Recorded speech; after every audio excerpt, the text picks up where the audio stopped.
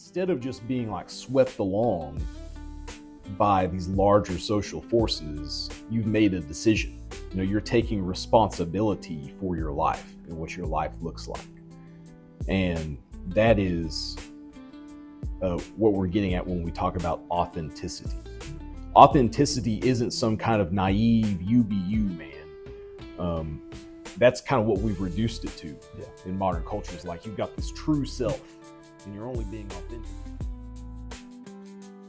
Welcome back to the Scrolling the Story podcast.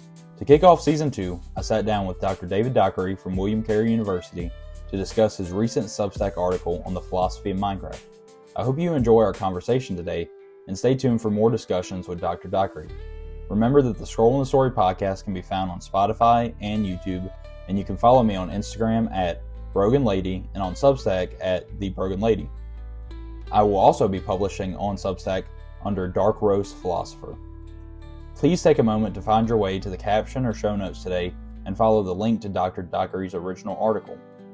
His video game journal is one of my favorite Substacks, and the article is around an 8 to 10 minute read that you will not regret. As always, onward and forward, faithfully. Dr. David Dockery, welcome to the Scrolling the Story podcast. I'm excited to kick off season 2, which is kind of just, I've come back after a little bit of a hiatus, so I'm kicking off season 2. This was not planned, but going forward, it'll be a little bit more structured, and I'm excited to have you kick it off. And I believe, I would have to go back and look, but I think you were my second guest. Before it was Reese Powell, and we spoke about Daredevil. But I'm excited to get in to talk about Minecraft and Heidegger's concept of being in the world and Dasein today. But before that, can you give yourself a little bit of an introduction? Yes, absolutely. Well, first off, thank you very much, Logan, for having me on the podcast. A little bit about myself. My name is Dr. David Dockery. I am the new assistant professor of mass communication here at William Carey. I graduated from Texas A&M with my PhD in communication, where I did my dissertation research on video games and how they help us explore these big philosophical and ethical issues.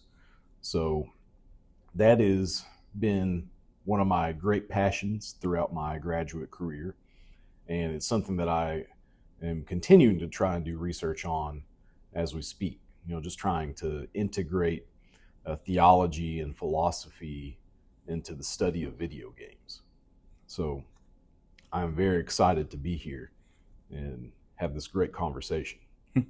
We came to know each other through some similar circles through communication studies, but then with me being a student at William Carey and finishing up my senior year and my student tenure here, I have currently been enrolled in your media layout and design class, and I know video games are something we've talked heavy about. And one thing that I really appreciate about you, if I could hear your heart for this real quick, is, like myself, you think that video games are really one of the paramount ways in which media and story and theology is being expressed at the moment. Can you elaborate on that some? Well, I think that's absolutely right. Video games are a medium of expression, just like books are, just like movies are. And they have the ability to communicate some of these big, heavy theological concepts in a way that's accessible to people who aren't necessarily looking for that sort of thing. So if you think about where are people being exposed to theology and where are people being exposed to philosophy, in a lot of ways they're being exposed to it implicitly through video games and the designs of video games. So that is why I've kind of taken upon myself the task of discovering and uncovering the philosophies and theologies kind of latent within those designs. If you could give me one specific video game or series that really, I guess, not only deepened your love for video game storytelling, but maybe also just made you realize the level of story and the level of, I guess, concept that could be communicated there, what would you say? Oh man, there's so many. just I one think quick that one. maybe a quick one would be Star Wars Knights of the Old Republic. That's an older game at this point, but it's a great example of how games experiment with moral choice. And as you look at the story of that game, it's really a story of like forcing you to think through your moral choices and understanding how games frame some actions as right and some actions as wrong. Um, I thought that was an interesting gateway into the larger discussion of ethics and morality. I think I'd have to go, if I had to choose, I'd probably go with a more recent example, even though it's slowly becoming less recent. I'm going with The Last of Us 1. I played that at, I think, kind of a pivotal moment in high school where that story hit me really deep. Just the story of survival, the story of like sort of adopted parenthood, of, surviving insurmountable odds through love and through friendship. And it left an impact on me. And I look back and, man, the moral conundrum there's so many of them, but specifically the idea of the ending of that story, whether what Joel did was right or wrong, is something that really made me, I think, reevaluate it, like heroes, especially in modern, especially, I guess, semi-postmodern context. And it was definitely one of those things where, I don't know if you could say the same thing, but I think around high school, maybe for many people, as you're moving out of adolescence into young adulthood, that idea of everything is just black and white and clear all the time kind of gets a little shattered. So Yeah, I think a lot of people would agree with you. I think a lot of people would point to The Last of Us as one of these defining games of their experience. yeah. Because it is one of those games that really opens the mind to questions about personal allegiance to family versus allegiance to larger social structures. Um, what it means to be a father, what it means to survive. Is maintaining homeostasis and getting enough calories to survive every day the same thing as living? Mm-hmm. I think those are all questions that games like that ask. Yeah. And people realize that, whether or not they can fully articulate that or not. And see, that's why you're the professional here, because that is a great transition into our topic today. Like, I don't know if you planned that, but that couldn't have been better. So, real quick, I'm gonna mention this again at the end, but you have a Substack. So your Substack is David D. Dockery, and your Substack is called Professor David's Game Journal. And you wrote an article the other day. I'm not just doing this for extra credit for a class. I'm actually, I subscribed to the Substack, and like myself, you seem to promote Substack as one of, if perhaps the only positive form of social media where people are having intellectually fulfilling conversations instead of just, rage baiting each other. And that was something where I had made an account and I thought about doing some, putting out some stuff, and I plan to incorporate this podcast into that. But once I got into your class and saw you had one and started reading some of the articles, I really found some of them intriguing, and I read this one the other day. So this entire article, and like I said, that can be found at Professor David's Game Journal. It's called Being and Minecraft, and it's how Minecraft frames the human condition. So in this, you bring in Heidegger's concepts of being in the world and Dasein. That's correct. Yes. You show how these are expressed in Minecraft. And I have a few quotes here, both from what you're highlighting from Heidegger's philosophy, and then you elaborate on your own a little bit. But before that, were you just playing Minecraft? Is this something that's sort of been creeping in for a while? Or how did this article come about? Well, it's probably best if I give you a bit of context about who Heidegger is, because that's not a name that everybody is familiar with unless you're just really deep in the weeds. And it was like interesting because this all kind of lined up for me, and I've noticed this occurrence happening a lot recently where I myself recently have had some more exposure to existentialism. I actually picked up a copy of Albert Camus' The Myth of Sisyphus and was reading that a little bit. So when I saw you wrote this article and I saw some of the same terms used in it, I got kind of freaked out. I was like, all right, Dr. Dockery read my journal. So. My powers of clairvoyance are not nearly that extensive. You bring up an interesting point here with the existentialist tradition. So, kind of in the history of philosophy, it's important to place who we're talking about. Martin Heidegger was writing in the early 20th century, and he's widely considered, at least by one history of philosophy, to have been one of the founders of existentialism, which is kind of a family of philosophies that argues that human beings kind of have to make their own meaning. Meaning isn't just out there in the world waiting for us to find. We have to go do it ourselves. And this tends to be a profoundly individualist philosophy.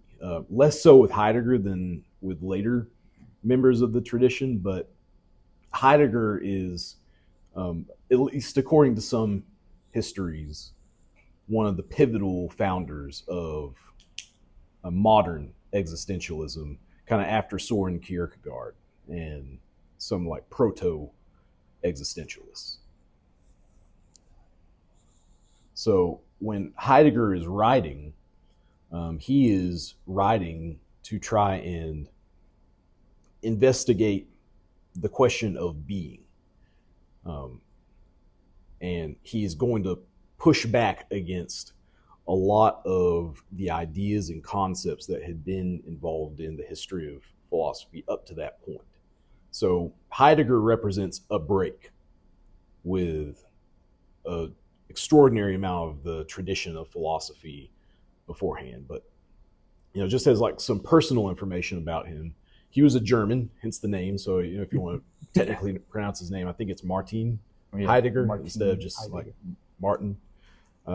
He had some training by like the Jesuit theology. So there's a lot of people who argue that Heidegger's philosophy is basically Christian theology with the serial numbers filed off. It's debatable about how true that is, but there's certainly something to it that he is profoundly influenced by these things, albeit Heidegger himself was an atheist. So he was not a Christian. And he embarks on tackling these big questions of what being is. And notably, he never really answers it. He never really tells us. Like every philosopher that ever existed. Well, a lot of philosophers, they'll claim to have an answer, and who knows, maybe they are. That's where you have to enter into the debate yourself. Yeah. But Heidegger, he had planned to write out a bunch of these big works, and the one where he is most famous is Being and Time. And this is where he brings up a lot of these ideas. But the whole project here was eventually to kind of give us an account of being. And rather than giving us an account of being as such, he ultimately just kind of asks us to think about the ways in which things be. I know that's kind of a bizarre way to think about it, but that's really the payoff of the work that he actually wrote. So in terms of like a context, that is something that you should know about Heidegger. One other thing you should know about Heidegger, and perhaps this is, he has two big black marks against his character. The first one is that he was a Nazi. So he was writing. I was actually about to ask you what time frame he would have been a philosopher in, and with him, as soon as I kind of put together that he was German, but as soon as you said that and I had seen one of his pictures, I was like, I bet this guy's a Nazi. Yes, so he was writing, in the 1930s, and Uh, you can't. Very famous figure in the early 20th century.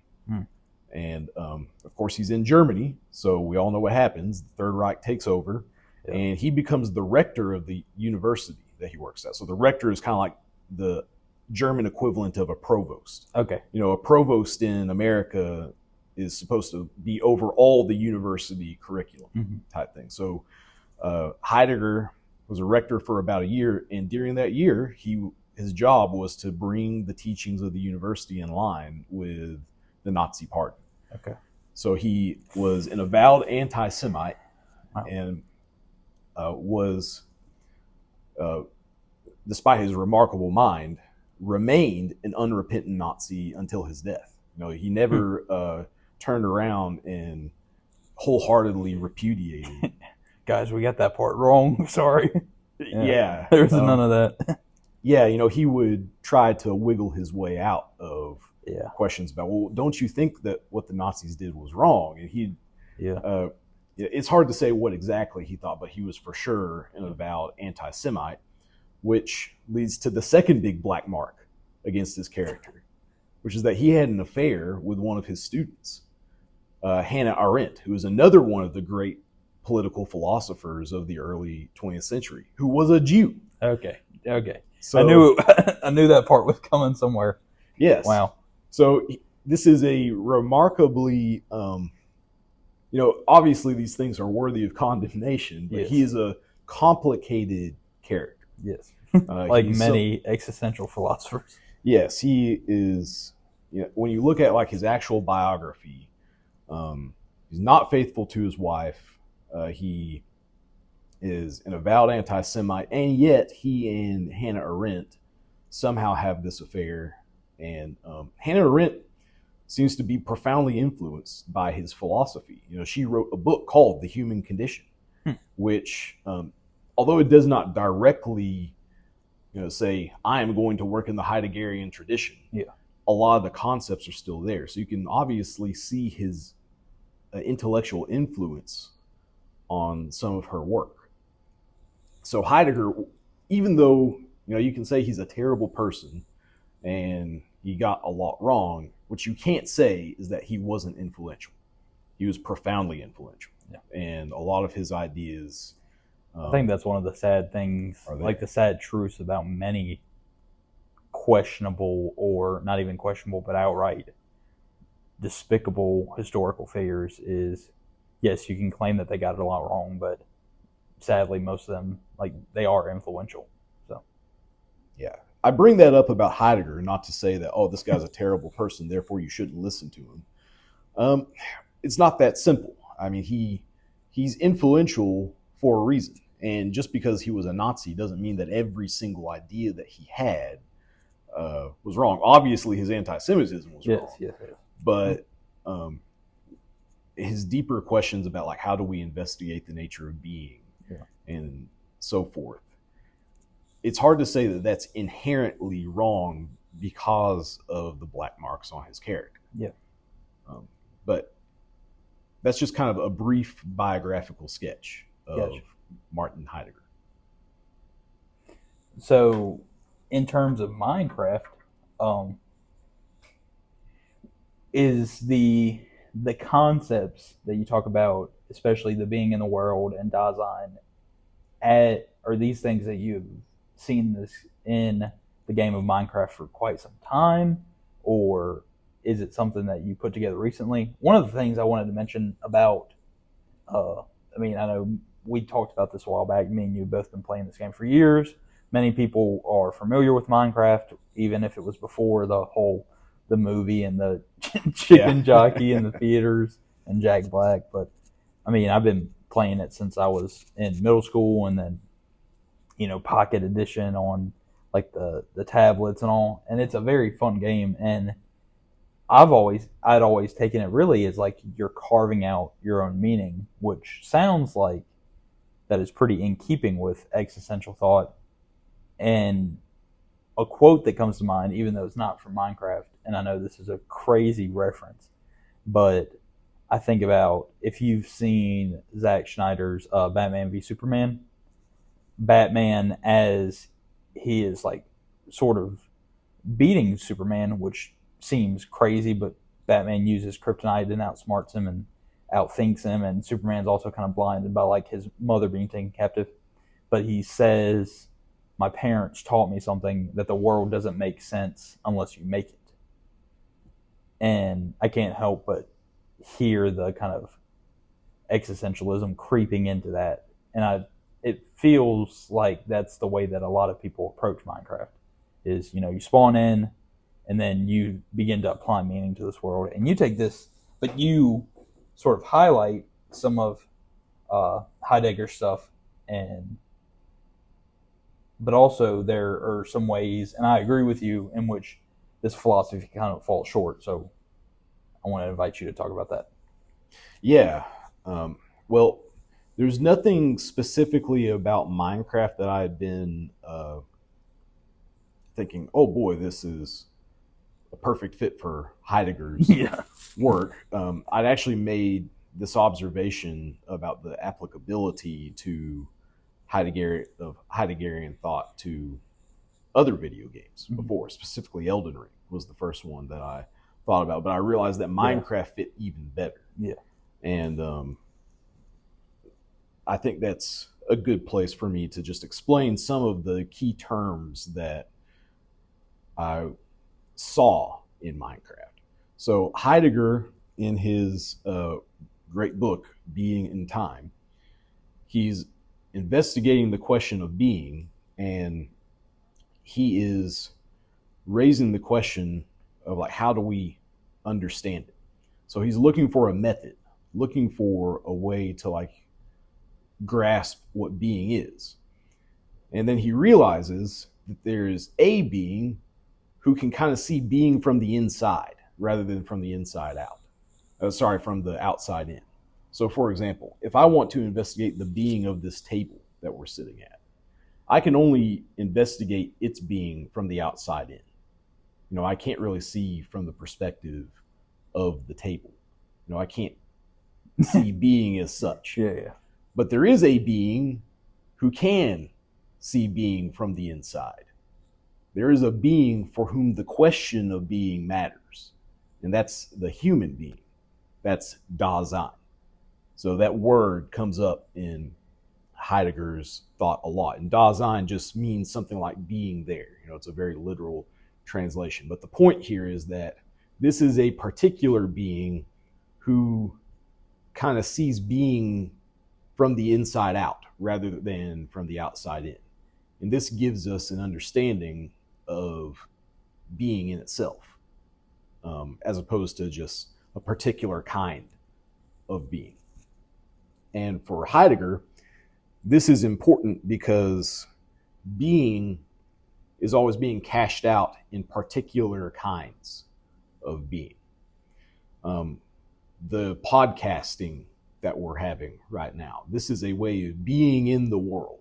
We don't just exist in the abstract. We always exist doing something. We always exist in relation to something else.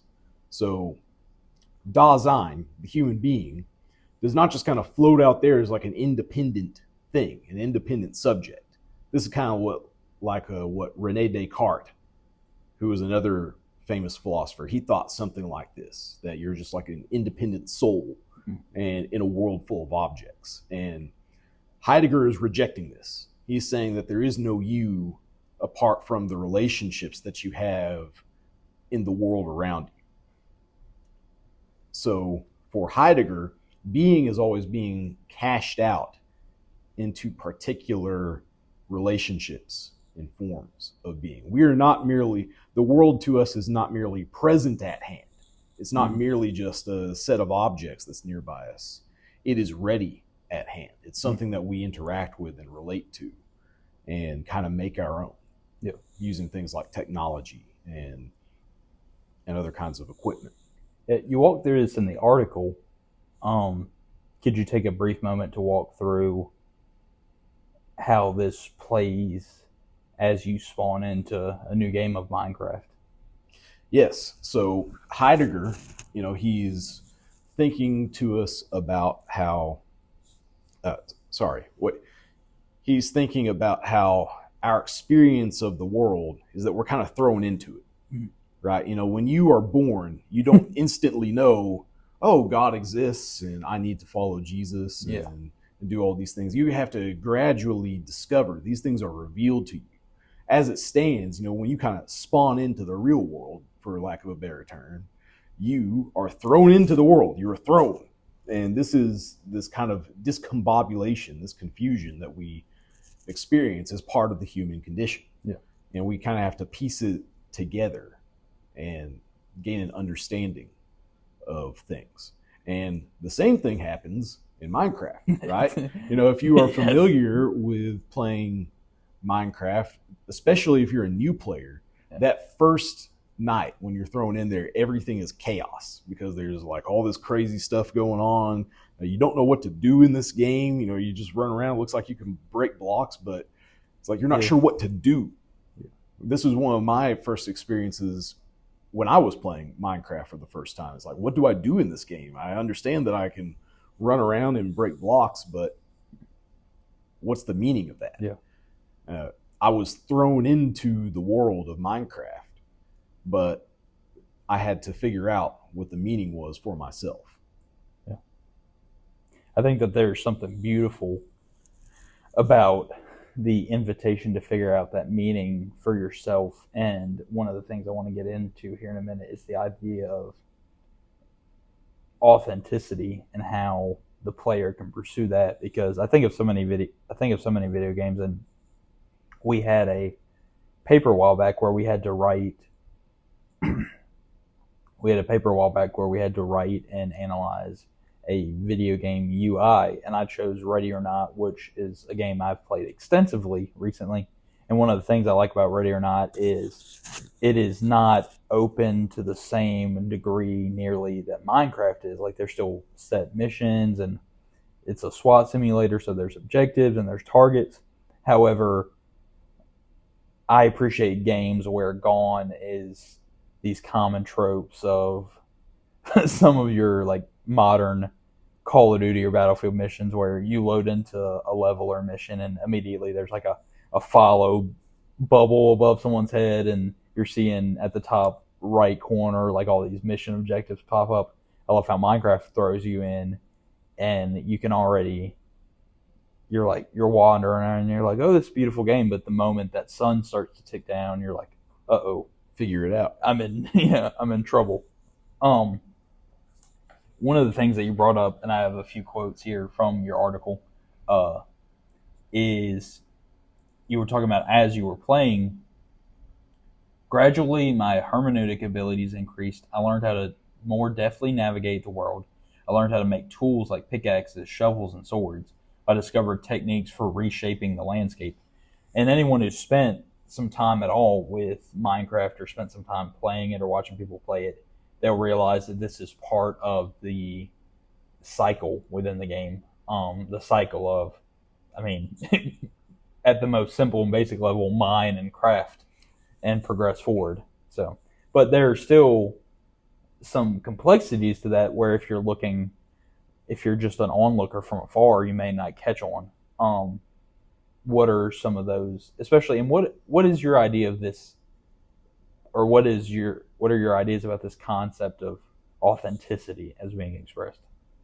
Right. Well, I use that term hermeneutics there in that quote because what I was referring to is what we call the hermeneutics of facticity. So that term facticity, break that down a second. This is just the facts of the case, yes. Right? And this is where that thrownness comes in. You were thrown into the facts of the world. It was just a big collection of facts, and you're trying to figure out how to put them together. And hermeneutics, the art of interpretation, if you are familiar with biblical interpretation, you're used to thinking of that in terms of literature, but hermeneutics really extends to everything. We are always interpreting the world, and part of Heidegger's point is that when we're thrown into the world, thrown into this confusing storm of facts and reality, we kind of interpret it and make sense of it. So where that links up to things like authenticity is that how we interact with these facts, how we handle life as it comes to us, in all its messy confusion, is a project that we're building, right? You kind of build a life. You, Logan, came here to university, to get a degree, to do something. You've clearly got a project that you're pursuing here. This podcast is part of that project, right? So instead of just being like swept along by these larger social forces, you've made a decision. You're taking responsibility for your life and what your life looks like. And that is what we're getting at when we talk about authenticity. Authenticity isn't some kind of naive you be you, man. That's kind of what we've reduced it to in modern cultures. Like, you've got this true self, and you're only being authentic if you are true to yourself, whatever that may be. Maybe instead, Heideggerian authenticity is more about like owning the project that is your life, rather than just being kind of sucked into the tide of mass culture and the forces. So, he calls this the they, right?